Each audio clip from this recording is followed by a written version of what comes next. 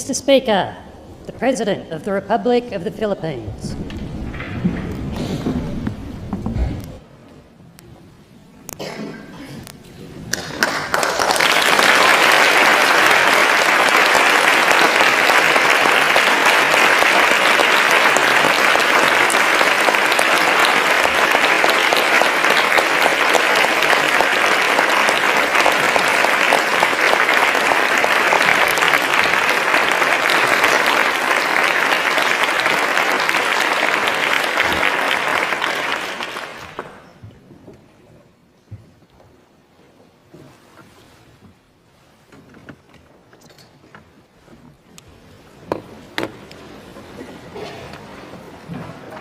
Mr. President, I welcome you to the House of Representatives chamber.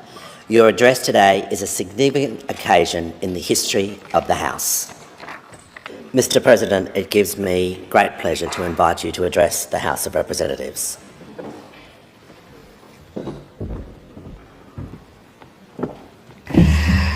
The Honourable Prime Minister Anthony Albanese, the Honourable President of the Senate, President Sue Lines, the Honourable Speaker Milton Dick, and the Honourable Leader of the Opposition, Mr. Peter Dutton, Honourable Senators, Members of Parliament. Allow me to also greet the 48 Honourable Members of the Philippines-Australia Parliamentary Group that are present with us here today. Ladies and gentlemen, good morning. Allow me to begin, Mr. Speaker, by acknowledging the Ngunawal people, the traditional custodians of the land on which we meet today, and to pay my respects to their elders, past and present. I also extend my respect to the Aboriginal and Torres Strait Islander peoples that are with us here today. The First Lady and I are delighted to be in Canberra. We are grateful to Governor General David Hurley for his invitation to us as guests of government. As President of a proud and free country, few other honors surpass this opportunity to address one of institutions, the Parliament of Australia. The long-standing friendship between our two great nations transcends the 78 years of our formal diplomatic relations. It is anchored on deep bonds of mutual respect and fond affection, which find concrete expression today in the rich contributions of more than 400,000 Filipinos to Australia, comprising the 5th largest migrant community in your country today.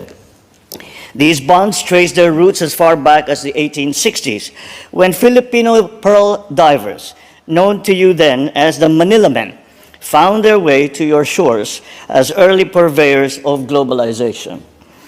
These Manila Men contributed to the Australian economy, they enriched Australian life, and most importantly, they sparked meaningful connections that have endured through generations.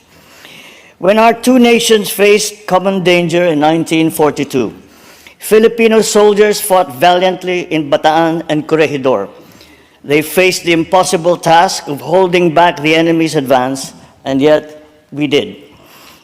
These efforts helped keep Australia safe, and in return, a grateful Australian people provided temporary refuge for the wartime Filipino leadership.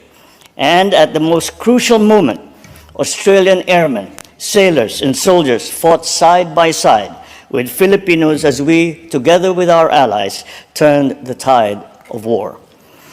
Just as Filipinos lost lives to keep Australians safe at the onset of war, so did Australians offer their lives to restore freedom in the Philippines at the dawn of peace. As allies, we engaged actively in shaping the free world's vision for the post-war order.